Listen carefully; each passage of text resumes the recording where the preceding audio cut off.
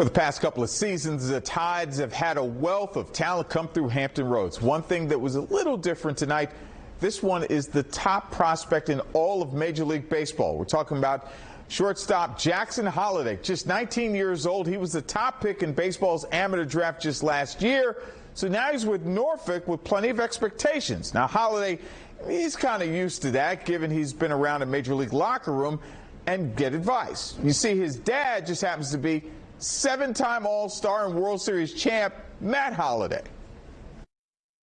They're pretty simple, to be honest. Just kind of what happened in the game that night, or just kind of how my day went. There's not like bits and pieces that he tells me that are just the answers. I was with him during spring training and only got a small sample size, but you know, he's obviously a really good player. He has all 5 tools, and I think him just being here will, you know, give a little new spark. So what's it like managing such talent?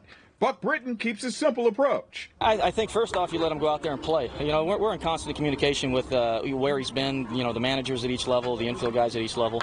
So we know where there's some challenges, where there's some room to grow, and we're going to attack those. Holliday has moved up 4 different levels in the minors in just 1 season.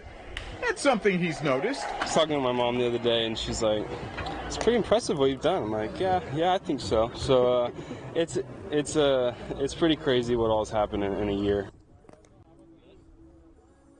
He's got some rough problems. 4 levels. It's darn good. Holliday already comes to a team that sports the best record in all of the International League. The Tides hosting Jacksonville this evening.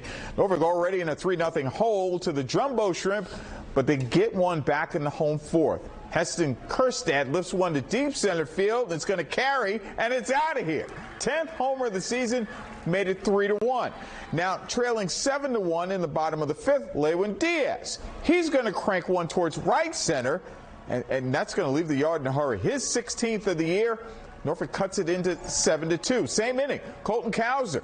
With runners at the corners, he's going to lift one to left field. Now it'll be deep enough to score Josh Lester to narrow the margin to 7-3.